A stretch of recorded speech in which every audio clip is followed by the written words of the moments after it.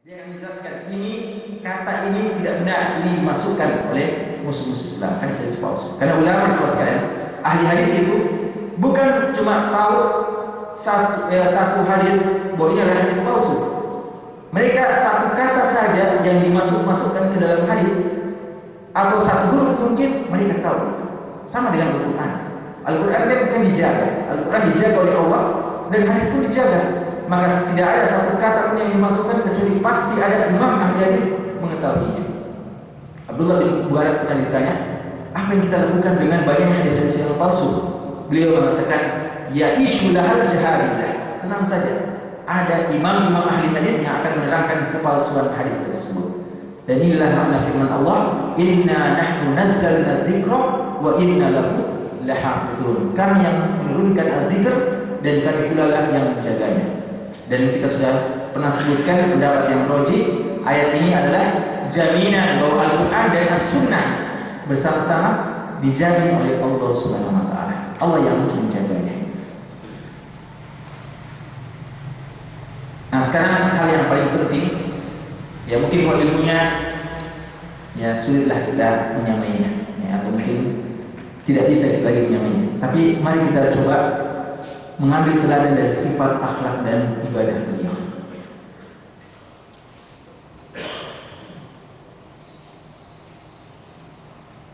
Pertama dari sisi tawadhu.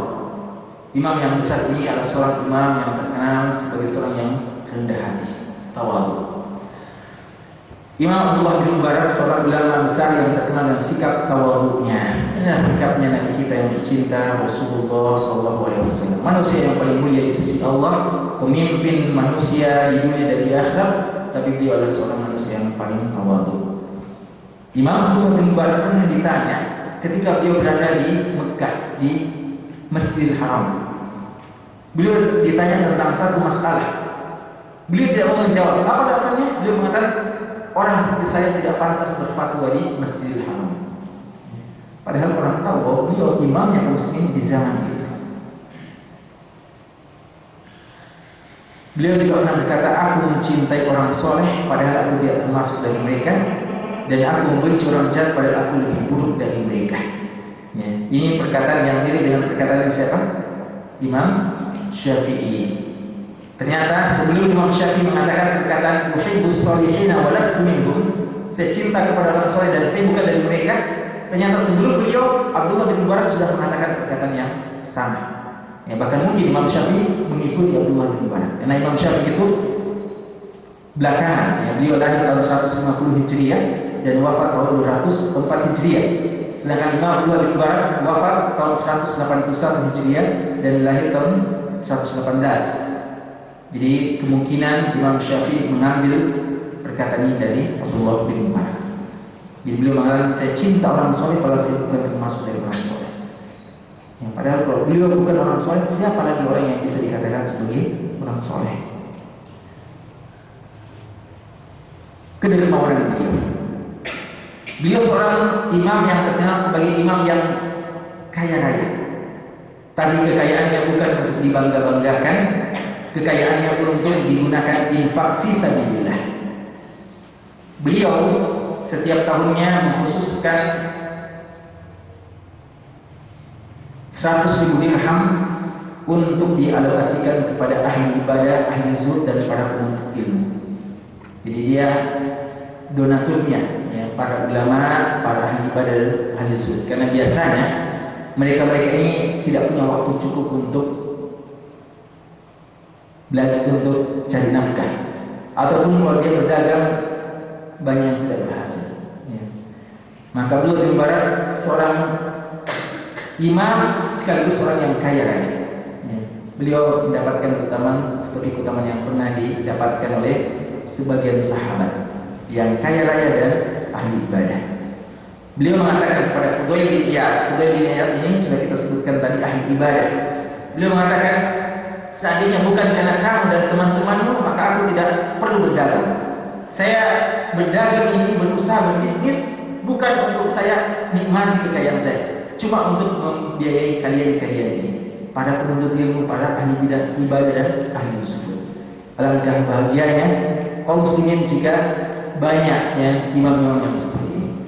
Harta kekayaannya digunakan untuk menafkahi para penuntut ilmu dan para mujahidin fisabilillah dan ahli-ahli ibadah. Al-Hafidz Al-Bustami mengatakan, beliau pernah mengeluh kepada Abdullah bin Mubarak bahwa banyak utangnya dan minta tolong kepada Abdullah bin Mubarak cari orang yang bisa membantu. Ya.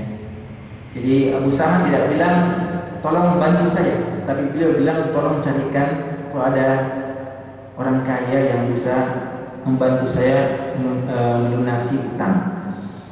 Abdullah bin Mubarak langsung mengambil 500 dirham dari hartanya dan mengutus orang pada malam hari untuk membawakan ke Abu Sama. Tanpa Abu Sama tahu siapa sebenarnya yang membantu beliau.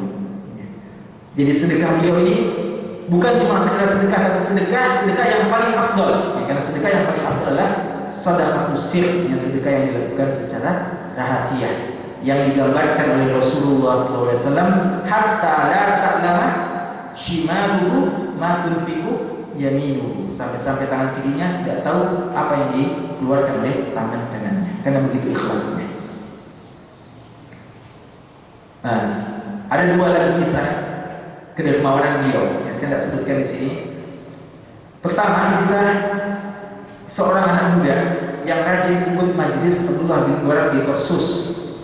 Pada suatu hari ketika Abdullah bin Mubarak datang ke tempat tersebut, cari-cari anak muda yang biasa hadir di majelis Abdullah bin Mubarak, tapi beliau tidak melihat anak muda tersebut. Beliau tanya, mana anak muda itu? Ternyata dia ditahan karena dililit oleh utang. Ya. Maka beliau tanya, berapa utangnya? Disebutkan. Beliau titip lunasi utang anak muda tersebut dan jangan beritahu siapa yang membantunya. Berapa lama setelah itu jemaah sekalian, beliau datang ke tempat itu, buat lagi majelis, dan ternyata itu sudah hadir. Beliau tanya, mana antum selama ini? Pernah saya hadir, kamu tidak ada. Anak muda bilang, berapa waktu yang lalu saya dililit utang sampai saya tidak bisa keluar, saya ditahan. Namun alhamdulillah ada seorang dermawan yang mukhlis, yang ikhlas. Saya tidak tahu siapa orangnya, membantu saya dan akhirnya saya bisa keluar dari tahanan dan bisa kembali menghadiri majelis. Abdullah bin Mubarak tidak langsung bilang, ya, antum tidak tahu saya yang orangnya. Tidak, dia tidak bilang gitu. Kan biasa orang mengatakan tanpa nama. Nah, setelah itu bilang saya lah tanpa nama itu. Ya. Ada pun Abdullah bin Mubarak tidak, tetap tanpa nama. Ya. Ketika anak itu bilang ada yang bantu saya tidak tahu siapa orangnya. Dia tidak mengatakan antum tidak tahu saya lah orangnya. Tidak, beliau diam saja. Ya, mengikhlaskan ya, amalannya, hanya mengharapkan pahala dari Allah Subhanahu wa taala. Kisah lain yang lainnya tentang kedermawanan beliau adalah beliau itu setiap tahun naik haji dan mengajak orang-orang secara bergantian untuk naik haji. Mengajak teman-teman, siapa yang mau ikut haji dengan Abdullah bin Mubarak? Orang pada mau, karena seorang imam, seorang ulama, seorang ahli ibadah. Tapi beliau membuat beberapa syarat-syarat penting. Di antara syaratnya, semua yang mau ikut haji dengan beliau kumpul uang ke Abdullah bin Mubarak. Semua yang punya uang, berapapun uangnya, sudah sedikit kumpul saja uangnya, disimpan oleh Abdullah bin Mubarak. Jadi beliau pimpinan rombongan, beliau ambil uangnya semua, dan di sepanjang perjalanan menuju ke Mekah, beliau yang biayai, ya, semua ada keperluan, ya, konsumsi dan apa saja keperluan, beliau yang keluarkan hartanya. Sampai selesai ibadah haji. Sebelum pulang meninggalkan Mekah, beliau tanya ke semua saudaranya, teman-temannya, apa yang dipesan oleh keluarga-keluarga kalian? Ya, oleh apa yang dipesan?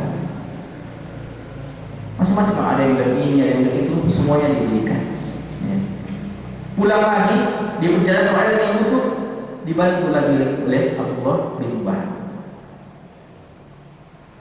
Setelah tiba di tujuan, apa yang beliau lakukan? Beliau kembalikan semua uang yang tadi beliau kumpulkan. Ternyata beliau kumpulkan uangnya teman-temannya adalah agar tidak ada seorang pun di antara mereka yang mengeluarkan biaya. Ya.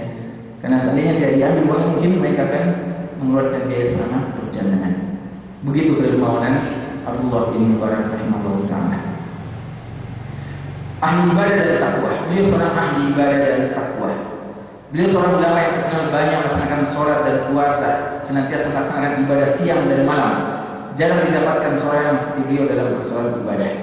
Muhammad bin Ali mengatakan, beliau salah seorang teman dekat dari Abdullah bin Mubarak.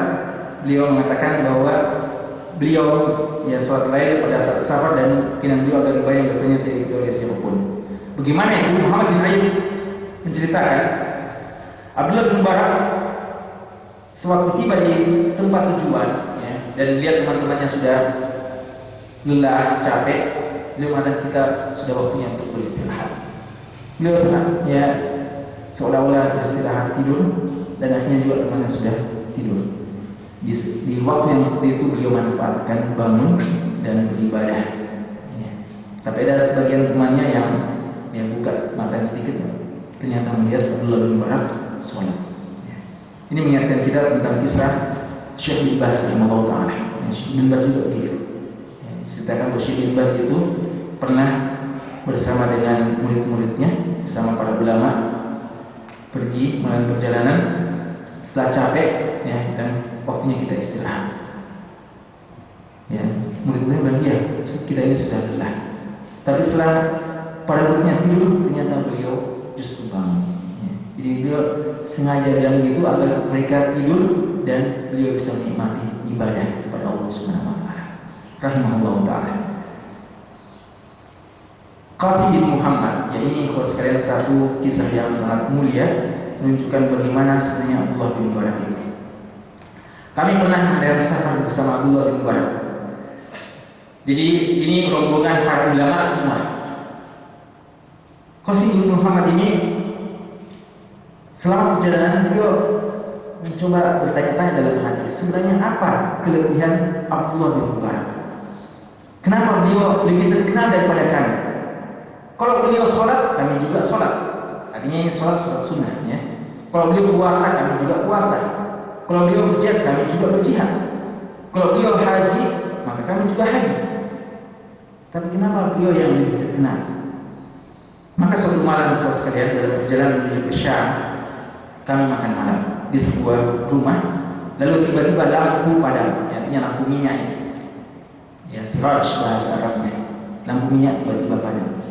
Biasanya kalau kita lampu padam, ya, kita apa yang kita lakukan? Cepat-cepat, ya, cari apa penyebab padamnya lampu. Yang mungkin jatuh, ya, perlu dinaikkan, ya. Atau memang karena dari PLN. Ya, biasa yang kita lakukan hanya memaki PLN lagi, yang membuat gula lagi khususnya. Kita perlu kapannya nyala lampu. Apa yang dilakukan oleh orang-orang di situ? Mereka pada kasak kusuk cari, ya, bagaimana bisa menyalakan lampu. Ini suatu hal yang wajar. Setelah bisa dinyalakan lampu, Qasim bin Muhammad langsung menoleh ke wajah Abdullah bin Mubarak. Beliau mendapati Abdullah bin Mubarak sudah wajahnya atau jenggotnya sudah basah karena tangisan. Ternyata kalau sekalian dalam waktu yang tidak lama itu, beberapa detik saja lampu mati lalu bisa kembali dinyalakan. Beliau manfaatkan kegelapan malam itu untuk mengingat alam kubur. Beliau menangis. Akhirnya Qasim bin Muhammad mengatakan, sekarang saya sudah tahu apa sebabnya Abdullah bin Mubarak lebih dari kami. Persoalan ibadah mungkin kami lakukan, tapi beliau memiliki sesuatu yang sangat tinggi di sisi Allah, al-khasyah, ketakutan kepada Allah Subhanahu wa taala. Dan inilah sebabnya ulama diangkat derajatnya oleh Allah Subhanahu wa taala. Yarfa'illahu alladziina amanu minkum walladziina utul ilma darajat. Siapa itu ulama? Innama yakhsyallaha min ibadihi al-ulama. Jadi ulama bukan dari persoalan hafalan dan seterusnya. Ulama adalah bagaimana khasyah yang besar pada hati-hati kita. Dan dikatakan bahwa Abdullah bin Mubarak ini kalau mempelajari kitab Zuhud dan Raqaiq tentang tazkiyatun nufus, ka'annahul baqar al-manhur, yang seakan-akan beliau itu seekor lembu atau sapi yang sedang disembelih. Di mana kalau sapi disembelih itu menggelepat-gelepat dan teriak-teriak, begitulah beliau Mubarak. Artinya tangisan yang sangat banyak ketika beliau baca tentang